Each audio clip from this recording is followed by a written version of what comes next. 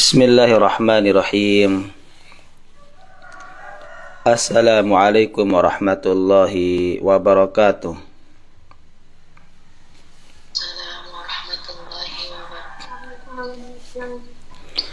Innal hamdalillah nahmaduhu wa nasta'inuhu wa nastaghfiruh wa na'udzu billahi min syururi anfusina wa min sayyiati a'malina. May yahdihillahu fala mudilla lahu wa may yudlil fala hadiyalah. Asyhadu an la ilaha illallah wahdahu la syarika lah wa asyhadu anna Muhammadan abduhu wa rasuluhu la nabiyya ba'dah. Allahumma salli wa sallim wa barik alaihi wa ala alihi wa sahbihi ajma'in wa man tabi'ahum bi ihsanin ila yaumiddin, amma ba'd. Alhamdulillah, segala puja dan puji syukur kita panjatkan kehadirat Allah Subhanahu wa ta'ala yang telah memberikan karunia-Nya kepada kita dan juga yang telah memberikan kenikmatan-kenikmatan kepada kita semuanya. Dan alhamdulillah,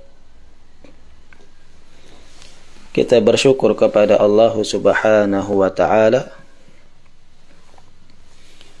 yang telah mempertemukan kita kembali di majelis ini walaupun melalui udara. Semoga majelis ini senantiasa dirahmati dan juga diberkahi oleh Allah Subhanahu wa ta'ala. Kemudian salawat dan salam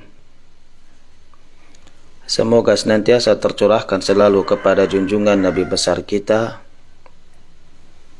yaitu Nabi besar Muhammad sallallahu alaihi wasallam, beserta para keluarganya, para sahabatnya, dan juga para pengikutnya hingga akhir zaman. Amin amin ya rabbal alamin.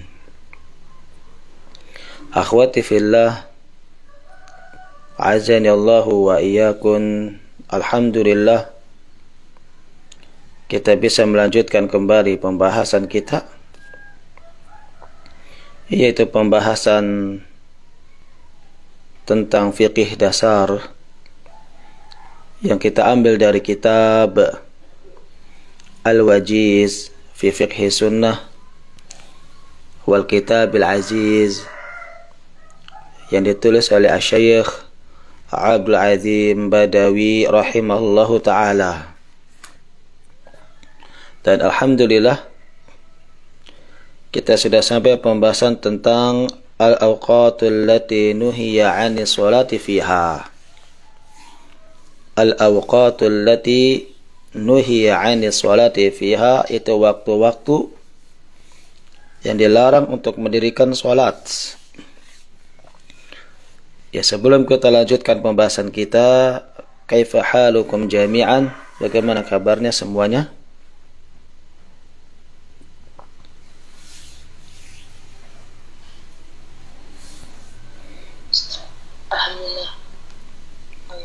Ya, alhamdulillah, nahnu bi khair. Kemarin sudah kita bahas tentang waktu-waktu yang dilarang di dalam sholat. Ada berapa? 3, Ustaz. 3. Yang pertama Saat matahari terbit. Yang kedua Ketika saat menguburkan jenazah. Waktunya Ketiga, ketika matahari condong untuk menggelam. Saya ulangi. Pertama, ketika matahari terbit itu dilarang untuk mendirikan sholat. Yang kedua, ketika matahari tepat di atas kita dan condong sedikit ke arah barat. Ayat yang kedua. Yang ketiga, ketika matahari terbenam. Jelas di sini? Nah, adapun yang dikubur itu sama. Tidak boleh juga menguburkan jenazah di 3 waktu tersebut. Ketika matahari terbit, ketika matahari tepat di atas kita, ya sampai dia condong ke arah barat. Yang ketiga, ketika matahari proses terbenam, itulah waktu yang dilarang. Sekarang kita lanjutkan pembahasannya tentang alasannya kenapa dilarang. Berkata Asy-Syaikh Abdul Azim Badawi rahimallahu taala, beliau mengatakan waqad bayyana an-nabiy sallallahu alaihi wasallam illatan nahyi 'ani sholati fi hadhihi al-awqati biqaulihi li Amr bin Abasah. Dan sungguh Nabi telah menjelaskan tentang alasan dilarang untuk mendirikan sholat di waktu tersebut, itu dengan ucapannya Amr bin Abasah. Ucapannya kepada Amr bin Absah, Nabi kita mengatakan sholli sholata subhi thumma aqsir 'ani sholati hatta tatlu'a syamsu hatta tartafi'a. Nabi mengatakan dirikanlah sholat, yaitu sholat subuh, kemudian berhentilah. Nabi memerintahkan thumma aqsir, kemudian berhentilah 'ani sholati, dari sholat tersebut, hatta tatlu'a syamsu hatta tartafi'a, sampai matahari itu terbit hingga naik ke atas. Nah, artinya ketika seseorang ingin mendirikan sholat subuh lalu matahari terbit, nah, Nabi memerintahkan untuk berhenti.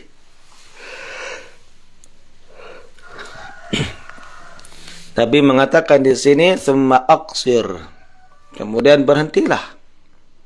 Ya, jangan mendirikan sholat ketika matahari proses terbit. Sampai kapan itu? Hatta tatlu'a syamsu, yaitu sampai matahari itu terbit dengan sempurna, hatta tartafi'a, yaitu naik ke atas. Berarti setelah matahari terbit, tunggu sampai 10 menit atau 15 menit. Tunggu sampai kapan? 10 menit. Iya, baru boleh mendirikan sholat. Ya, sehingga yang dilarang itu ketika matahari proses terbit. Ketika sudah terbit sempurna, jangan langsung sholat. Tunggu sampai 10 menit atau 15 menit.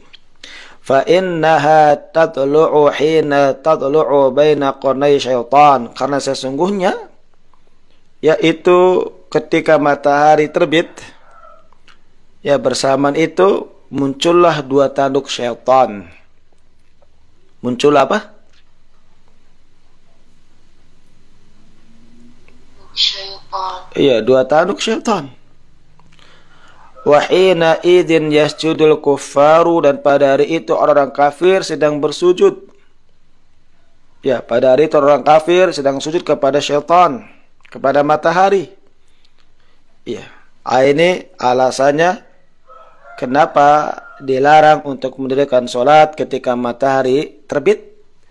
Dikarenakan ketika waktu tersebut waktu di mana munculnya 2 tanduk syaitan. Ya, ketika seseorang mendirikan sholat, maka seakan-akan dia menyembah kepada 2 tanduk syaitan itu. Ya, sehingga diperintahkan di sini untuk menahan. Ya, thumma aqsir 'anis shalah. Kemudian tahanlah, berhentilah dari sholat, jangan mendirikan sholat. Ya, sampai matahari itu sudah benar-benar terbit dan naik ke atas sekitar 10 sampai 15 menit. Jelas alasan yang pertama?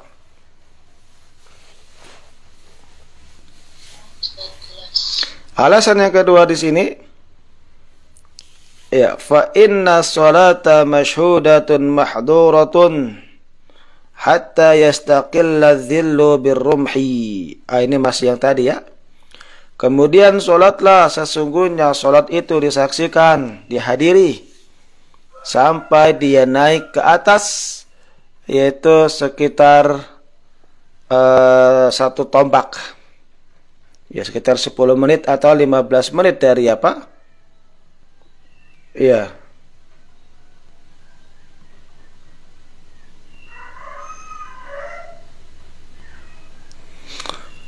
Lanjut berikutnya. Kemudian thumma aqsir 'anis salati, kemudian aqsir, kemudian berhentilah, kemudian tahanlah 'anis salat, dari salat. Fa innahu hina idzin tusjaru jahannam. Ya, kemudian berhentilah dari salat, maksudnya salat zuhur. Kenapa? Fa innahu hina idzin tusjaru jahannam, karena sesungguhnya pada hari itu api neraka jahannam sedang bergejolak. Fa idza aqbala al-fai'u fasolli, maka apabila sudah condong ke arah barat, maka dirikanlah salat. Sesungguhnya salat itu disaksikan dan dihadiri sampai hatta tusalli al-asra, sampai ia mendirikan salat apa? Salat asar. Nah, yang kedua di sini bahwasanya kita disuruh terhenti untuk mendirikan salat. Terhenti untuk mendirikan salat ketika matahari tepat di atas kita. Kenapa alasannya? Karena pada hari itu neraka jahanam sedang bergejolak. Neraka jahanam sedang apa? Bergejolak. Ya, ketika neraka jahanam sedang bergejolak, maka hendaknya kita menahan dari mendirikan salat. Ya, dan neraka jahanam ketika bergejolak itu ketika tepat di atas kita. Ya, kemudian salatlah setelah matahari tergelincir ke arah barat, maka salatlah sampai masuk waktu salat asar. Ya, thumma aqsir 'anis salati hatta taghruba syamsu, kemudian berhentilah, tahanlah dari salat sampai terbenamnya matahari. Ya, maksudnya ketika matahari proses terbenam, ketika matahari sudah mulai menguning, ketika matahari sudah mulai memerah, ya, dan matahari proses di dalam terbenamnya, maka hendaknya kita menahan dari salat, berhenti dari salat. Kenapa? Fa innaha taqrubu baina qarnay syaitan, karena sesungguhnya ya pada hari itu muncullah 2 tanduk syaitan, sehingga tidak boleh seseorang ketika proses matahari terbenam mendirikan salat. Wa hina idzin yasjudul lahal kuffar, dan pada hari itu juga orang-orang kafir juga sedang bersujud kepada syaitan, kepada matahari. Ya, inilah 3 waktu yang dikecualikan atau yang dilarang untuk mendirikan sholat. Alasannya, jika di waktu matahari terbit, itu munculnya 2 tanduk syaitan. Jika di pertengahan matahari di atas kita, maka itu ketika itu neraka jahanam bergejolak. Kita suruh menahan. Iya, dan ketika matahari terbenam, itu juga sama.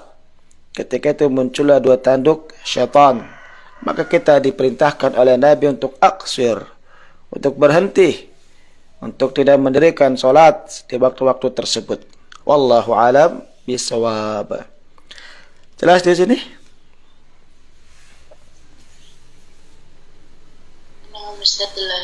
Ya. Berikutnya, wa yustathna min hadzal nahyi zamanun wa makanun, dan dikecualikan. Ini pengecualian berarti ya. Pengecualian dari larangan tersebut pada waktu dan pada tempat. Jadi ada waktu dan tempat, itu diperbolehkan kapanpun dia mendirikan sholat. Iya. Di antaranya kata beliau, Amma zamanu fa'indal istiwa'i yaumal jumu'ah. Adapun waktu ketika matahari tepat di atas kita, itu boleh mendirikan sholat pada hari Jumat. Pada hari apa? Jumat. Jadi ketika hari Jumat itu kan orang masuk ke masjid ya.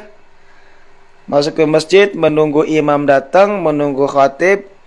Mau tidak mau dia mendirikan sholat. Ketika mendirikan sholat itulah ya kemungkinan matahari tepat di atas kita. Maka diperbolehkan untuk mendirikan sholat. Maka apa? Boleh. Iya. Ini pengecualian. Sebagaimana hadis Nabi kita yang mulia Muhammad sallallahu alaihi wasallam.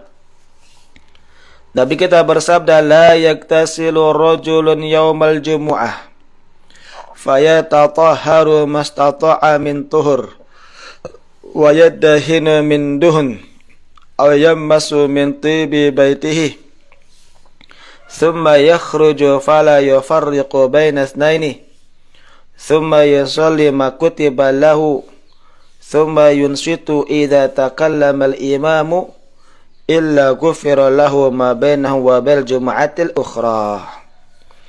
Nabi kita bersabda, tidaklah seseorang mandi pada hari Jumat. Makanya mandi pada Jumat itu hukumnya sunnah, disunahkan.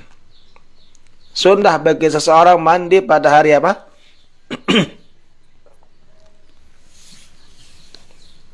Pada hari Jumat.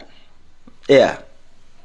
Kemudian setelah dia selesai mandi, fayatatahharu mastata'a min tuhur, lalu dia bersuci. Ya, dia bersuci, dia berwudu. Ya. Apa yang dia mampu untuk membersihkan, atau dia bersuci di sini membersihkan kotoran yang ada pada tubuhnya. Setelah selesai, dia bersuci, wa yaddahinu min duhun. Lalu dia mengenakan wangi-wangian. Ya. Aw yamassu min tibi baitihi. Tadi wangi minyak rambut maksudnya ya. Dia mengenakan wangi-wangi minyak rambut. Ayamassu min tibi baitihi, atau yang menggunakan wangi-wangian pakaian. Tsumma yakhruju fala yufarriqu baina itsnaini. Kemudian dia keluar dan tidak memisahkan di antara dua orang. Tsumma yusalli ma kutiba lahu. Kemudian setelah selesai dalam masjid, dia sholat. Dia sholat ya sesuai dengan apa yang dia inginkan. Maksudnya ini yang pertama sholat tahiyatul masjid. Yang kedua dia sholat mutlaq. Dia sholat terus ya. Sampai kapan? Sampai khatib naik mimbar. Tsumma yunsitu idza takallama al-imam. Kemudian dia diam ketika imam sudah mulai berbicara. Maksudnya khatib. Kita khatib sudah mulai berkhutbah, lalu dia diam, berhenti sholatnya. Maka apa kata Nabi? Illa ghufira lahu ma baitahu wa bainal jum'ah ma bainahu wa bainal jum'ah al-ukhra. Kecuali akan diampuni baginya di antara dosa pada Jumat yang sekarang dan juga Jumat yang lainnya, Jumat yang kemarin. Ya, ini keutamaan bagi seseorang mandi di rumah. Ia membersihkan diri, ia mensucikan diri, ia berwudu, ia menggunakan wangi-wangian, lalu dia pergi ke masjid mendirikan sholat sunnah. Apa yang dia tetapkan, dia inginkan sholat sunnah terus, sholat mutlak. Ya, sampai kapan? Sampai khatib naik mimbar. Nah, ini menunjukkan bahwasanya sebelum khatib naik mimbar, itu matahari tepat di atas kita. Tepat di mana?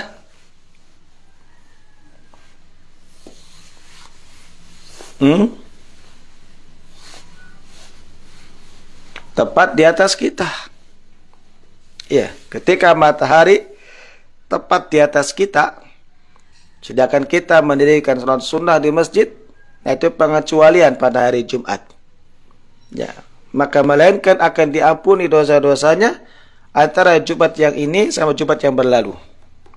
Jadi selama 1 minggu itu diampuni dosa-dosanya disebabkan dia mendirikan apa? Salat sunnah. Jelas di sini semuanya?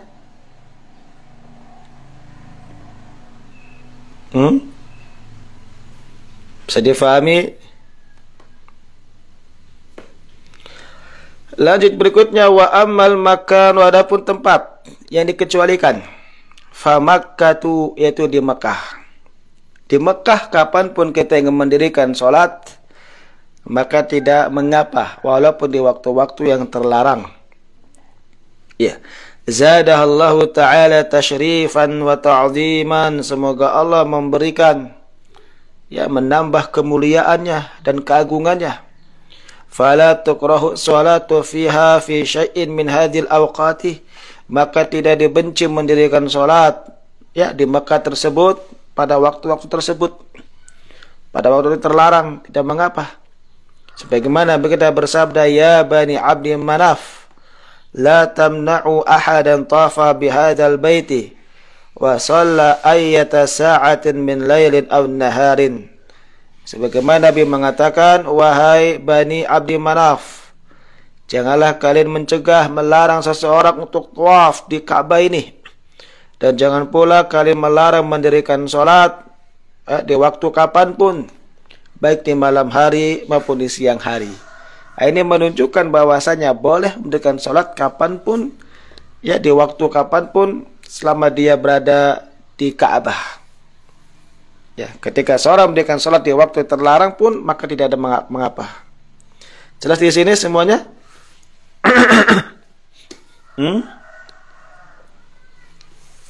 Kemudian kata beliau di sini, wa sholatul manhi anha fi hadzal awqat hiya sholatu tatawu'il mutlaq. Dan sholat yang dilarang di waktu-waktu tersebut, kan ada 3 waktu, ya. Nah, yang dilarang pada 3 waktu tersebut adalah sholat sunnah mutlak. Sholat sunnah apa? Mutlak. Alladzi la sababa lahu, yang tidak ada sebab baginya. Fayajuzu fi hadzal awqat qada'ul fawaid fardhatan kanat aw nafilatan. Adapun ketika dia ingin mengqadha salat yang dia terlewatkan karena lupa, karena ketiduran, maka tidak mengapa. Jadi yang dilarang itu adalah salat sunnah mutlak, ya, yang dilarang 3 waktu itu. Adapun salat yang lainnya yang ada sebabnya seperti mengqadha, ya, maka itu tidak mengapa di waktu yang terlarang tersebut. Nah, ini atas satu pendapat, ya.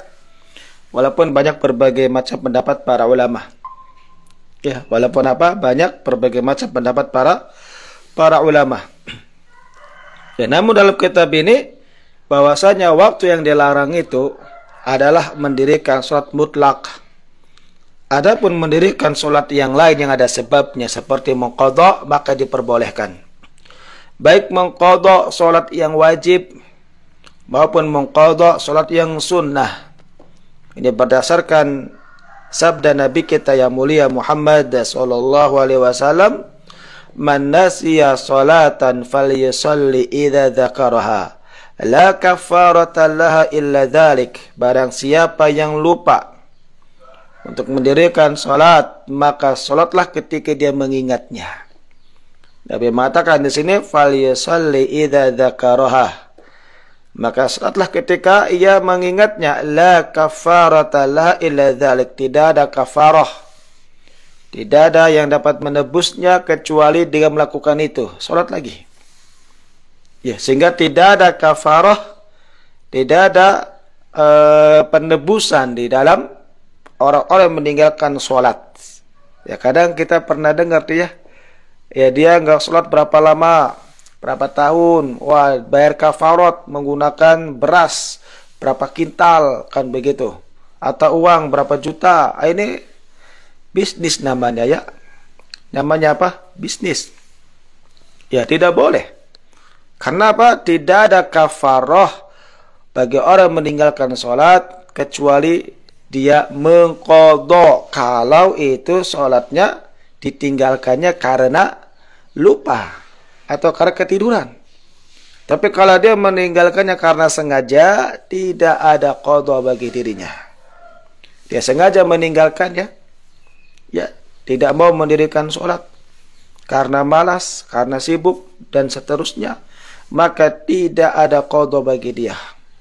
Yang ada qadha itu ketika dia tidur, ketika dia lupa, lalu dia mengingatnya, maka kata Nabi kita, falyusalli idza dzakaraha, maka dirikanlah salat ketika ia mengingatnya. Ketika dia mengingatnya di waktu yang terlarang, maka sebagai pendapat para ulama termasuk di sini, itu boleh dia mendirikan salat walaupun di waktu yang terlarang. Ya, sebagian berpendapat tidak, dia harus menunggu dulu. Tidak boleh dia salat di waktu terlarang. Ya, wallahu alam bisawab. Jelas semuanya?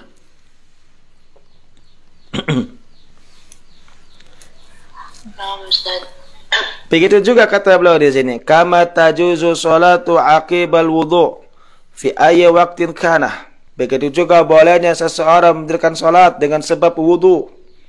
Maka siapa yang berwudu selesai dia ingin salat sunnah, boleh di waktu kapanpun.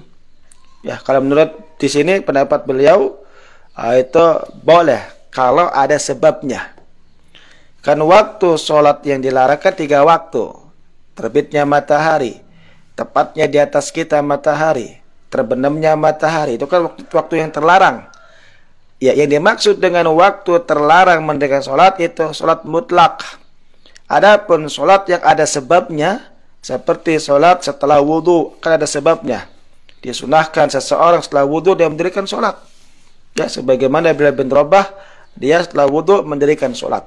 Maka kapanpun waktunya dia mendapatinya, boleh mendirikan sholat. Ya, sebagaimana hadis dari Abu Hurairah radhiyallahu anhu yang mengatakan bahwasanya Nabi berkata kepada Bilal, inda sholati subhi, itu ketika selesai sholat subuh, ya Bilal, akhbirni bi arja amalin amiltahu fil Islam, fa inni sami'tu dafa na'alaika baina yadaya fil jannah. Wahai Bilal, beritahukanlah kepadaku, ya, amalan apa yang kau amalkan di dalam agama Islam ini. Sesungguhnya aku mendengar, yaitu sendalmu, terompahmu berada di hadapanku di surga. Maka Bilal mengatakan, ma'amiltu amalan arja indi anni lam atatahhar tuhuran fi sa'atin min lailin aw naharin illa salaitu bidzalika tuhur ma kutiba li an usalliya. Lalu Bilal menjawab, tidaklah aku beramal suatu amalan dalam agama Islam, ya, bahwasanya tidaklah aku bersuci di waktu kapanpun maupun di malam hari, di siang hari, kecuali aku mendirikan sholat. Tidaklah Bilal berbeda bersuci dia berwudu, ya, baik di siang hari, di malam hari, melainkan setelah berwudu beliau mendirikan sholat. Nah, dengan amal itulah maka terompah atau sendalnya Bilal ada di dalam surga Allah Subhanahu wa ta'ala. Ya. Dan seseorang ketika bersuci di siang hari, kapanpun waktu siang harinya, baik itu di waktu yang terlarang, lalu dia mendirikan sholat sunnah, ya, maka itu diperbolehkan. Menurut satu pendapat di sini, ya, diperbolehkan karena ada sebabnya. Begitu juga kata beliau di sini, wa tajuzu tahiyatul masjidi, dan juga diperbolehkan mendirikan sholat di dalam sholat tahiyatul masjid. Ketika seseorang masuk ke masjid untuk mendirikan sholat tahiyatul masjid berketepatan di waktu yang terlarang, baik ketika itu matahari proses terbit, atau matahari tepat di atas kita, atau matahari proses terbenam, lalu kita masuk ke masjid, sholat di masjid, maka diperbolehkan atas satu pendapat. Ya, sebagaimana Nabi kita bersabda, idza dakhala ahadukumul masjida fala yajlis hatta yusalli rak'ataini. Nabi kita bersabda, idza dakhala ahadukum, apabila salah seorang dari kalian yaitu masuk al masjidah, ke dalam masjid, fala yajlis, hatta yusalliya rak'ataini, maka janganlah ia langsung duduk hatta yusalliya rak'ataini, sampai dia mendirikan salat 2 rakaat. Ya, sehingga diperbolehkan seseorang itu mendirikan salat sunnah di waktu-waktu yang terlarang karena ada sebabnya. Ada pun salat sunnah yang mutlaqah yang tidak ada sebabnya, maka baru tidak boleh dia mendirikan salat di waktu-waktu yang terlarang. Wallahu alam bisawab. Jelas semuanya?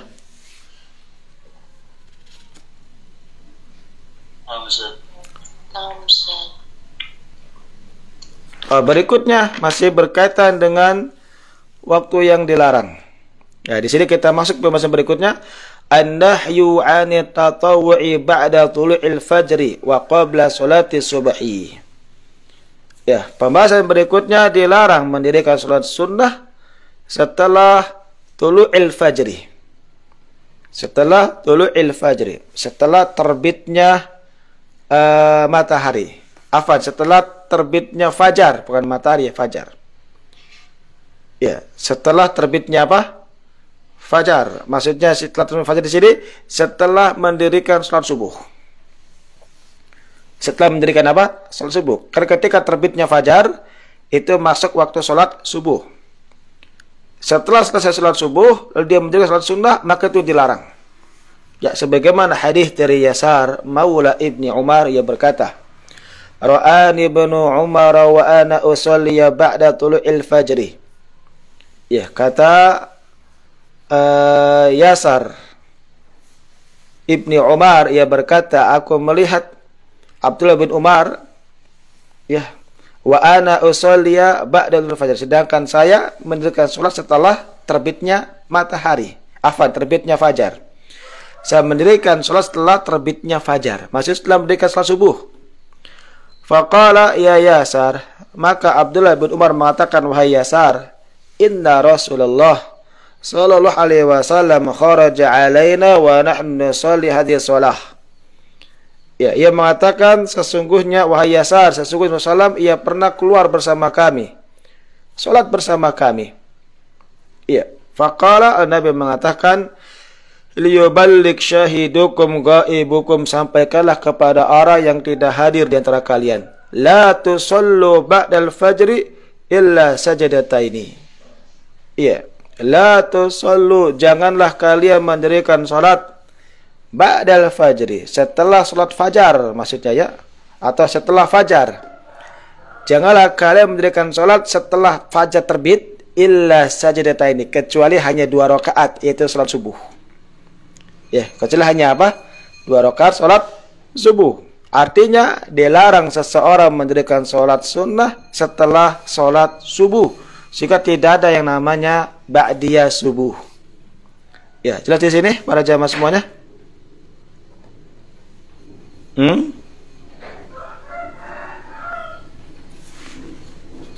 Ustazah Nurul, Ustazah Wiwit, Pak Arif, jelas? Nah, Ustaz. Satu lagi, an-nahyu 'anit tatawwu'i idza uqimatis shalah, dilarang mendirikan salat, yaitu salat sunnah, apabila sudah ditegakkan al-iqamah. Apabila apa?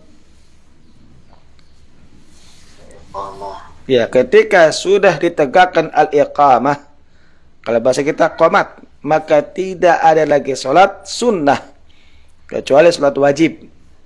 Ya, sebagaimana Nabi kita bersabda di sini, hadis dari Abu Hurairah radhiyallahu anhu, bahwasanya Nabi bersabda, idza uqimatis shalah, apabila salat tadi didirikan, maksudnya telah dikumandangkan al-iqamah, fala sholata illal maktubah, maka tidak ada salat kecuali salat yang wajib. Ya, sehingga dilarang seseorang mendirikan salat sunnah ketika sudah dikumandangkan al-iqamah. Ya, wallahu alam bisawab. Ini saya ringkas 2 lagi nih, biar besok masuk adzan. Pembahasan berikutnya, al-mawadhi'ul lati naha 'anis shalah fiha, tempat-tempat yang dilarang untuk mendirikan salat. Tempat-tempat yang apa? Yang dilarang untuk mendirikan salat. Ya. Di sini beliau membawakan hadis dari Abu Hurairah bahwasanya Nabi bersabda, "Fudiltu 'alal anbiya'i bisittin." Aku diberikan keutamaan ya atas nabi-nabi yang lain dengan 6 perkara. Jadi nabi kita itu diunggulkan, dimuliakan, diberikan keutamaan. Ada 6 perkara yang tidak ada pada nabi-nabi yang lain. Yang pertama, u'titu jawami al-kalim. Aku diberikan oleh Allah Subhanahu wa taala itu berupa jawami al-kalim. Jawami al-kalim artinya perkataan yang singkat, maknanya sangat luas sekali. Perkataan yang singkat, padat, tapi maknanya apa? Luas sekali. Dan itu tidak didapati oleh para nabi yang lainnya. Yang kedua, wa nusirtu birru'bi. Aku ditolong dengan diberikan rasa takut musuh-musuh Islam, musuh-musuh Nabi kita. Jadi Nabi kita ditolong oleh Allah Subhanahu wa taala itu dengan cara memberikan rasa takut kepada musuh-musuhnya. Yang ketiga, wa uhilla lil ghanaim. Dihalalkan kepadaku tentang al-ghanaim, itu ghanimah. Yang keempat, wajuliat liyal ardu tahuran wa masjidan. Dan dijadikan bagiku tanah untuk bersuci dan juga masjid untuk mendirikan sholat. Berbeda sama nabi-nabi yang lain. Nabi-nabi yang lain itu kalau mendirikan ibadah tempatnya khusus. Tidak semua tanah. Adapun umat Islam dimanapun dia berada, di tanah manapun dia boleh mendirikan sholat beribadah. Yang kelima, wa ursiltu ilal khalqi kafah wa khutima bin nabiyun. Yang kelima, aku diutus untuk seluruh para manusia. Ya, seluruh manusia. Adapun nabi yang lainnya tidak, hanya kepada kaumnya saja. Wa khutima bi nabiyyu, dan yang keenam, aku diutus sebagai penutup para nabi. Ya, itulah 6 perkara keutamaan nabi kita. Di antaranya apa? Di antaranya bolehnya kita mendirikan sholat bersuci di tanah manapun. Ya. Dan terakhir, yang dilarang untuk mendirikan sholat yaitu yang terdapat ada kuburannya. Di sini terdapat apa? Ada kuburannya. Ya, dan juga di kamar mandi. Ya jelas ya, kamar mandi nggak boleh. Saya singkat saja hadisnya. Nabi kita bersabda di sini, al-ardu kulluha masjidun. Ya, bumi itu semuanya adalah masjid. Maksudnya boleh kita sholat dimanapun. Illal maqbarah wal hammam, kecuali kuburan dan kamar mandi. Tidak boleh seseorang mendirikan sholat di kuburan. Ya, dan juga hadis yang lain. Nabi kita bersabda, ala wa inna man kana qablakum kanu yatakhiduna qubura anbiya'ihim. Ya, ketahuilah sesungguhnya orang-orang sebelum kalian, mereka telah mengambil kuburan-kuburan para nabi mereka sebagai tempat ibadah. Sebagai tempat ibadah. Maka tidak boleh seorang beribadah di dalam masjid ada kuburannya. Wa salihin masajida, dan juga orang-orang soleh di antara mereka sebagai tempat ibadah. Ala fala tattakhidul qubura masajid inni anhaakum an dzalik. Ya, ketahuilah janganlah kalian mengambil kuburan-kuburan sebagai tempat ibadah. Ya, sebagai tempat ibadah, salat di sana. Inni anhaakum an dzalik, sesungguhnya aku melarang kalian dari perbuatan tersebut. Jelas di sini? Nah, Ustaz, jelas. Terakhir, satu lagi. Masih terakhir aja ya, satu lagi, tanggung nih. Satu lagi. Nah, Ustaz. Satu lagi yaitu sholat di kandang onta tidak boleh. Sholat di mana? Di kandang onta. Iya, Nabi melarangnya, la tusallu fi mabarikil ibil. Ya, janganlah kalian sholat di tempat yaitu mabarik, tempat menderumnya ibil. Tempat menderumnya ibil yaitu onta. Menderum di sini bisa kandang, ya bisa tempat di mana onta berada tapi dia menderum. Fa innaha minasyayatin, karena sesungguhnya itu termasuk daripada syaitan. Daripada apa? Syaitan. Sehingga tidak boleh seorang mendirikan sholat yaitu di kandang onta. Wallahu alam bisawab. Selesai sudah pembahasan kita. Insyaallah ta'ala akan kita lanjutkan lagi tentang bab adzan. Ya, tentang bab adzan. Ada pertanyaan? Silakan. Izin Ustaz, terkait dengan larangan sholat di kandang hewan, Ya. Kalau sholat mata apakah boleh atau mengikuti hukum najis dan haramnya, Ustaz? Itu khilaf di antara para ulama. Jika dia berpendapat bahwasanya itu najis, maka tidak boleh sholat di dalamnya, kandang manapun. Kandang manapun. Ini mazhab Syafi'iyah. Adapun mazhab Al-Hanabilah, ia berpendapat bahwasanya kotoran binatang itu yang najis, yang dagingnya haram dimakan. Tidak boleh dimakan, maka kotornya najis. Seperti babi, seperti anjing, haram tidak itu? Maka kotorannya najis, maka tidak boleh dia mendirikan sholat di situ. Adapun ghanam, yaitu kambing, dagingnya halal apa haram? Enak, Ustaz. Ya, maka kotorannya itu tidak najis. Itu pendapat mazhab Al-Hanabilah. Makanya kotoran kambing, kotoran ayam itu nggak najis, disebabkan dagingnya halal untuk dimakan. Nah, sehingga sholatnya mengikuti perkara itu. Ketika dia tidak najis, ya maka tidak mengapa dia sholat di samping kandang tersebut. Sebagaimana Nabi pernah sholat di samping kandang kambing. Iya. Bahkan dalamnya mengandung keberkahan. Wallahu a'lam bishawab. Jelas Pak Arif? Ada lagi? Afwan. Ustazah Nurul, Ustaz Bibit? Tidak ada? Jika tidak ada, cukup sampai di sini. Inilah yang bisa kita bahas.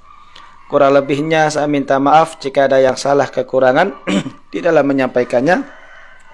Sedikit yang kita bahas semoga bermanfaat dan semoga menjadikan amal soleh kita yang dapat memberatkan timbangan kita pada hari kiamat nanti. Kita akhiri dengan doa kafaratul majlis. Subhanaka Allahumma wa bihamdika asyhadu an la ilaha illa anta astaghfiruka wa atubu ilaik. Wassalamualaikum warahmatullahi wabarakatuh. Waalaikumsalam warahmatullahi wabarakatuh.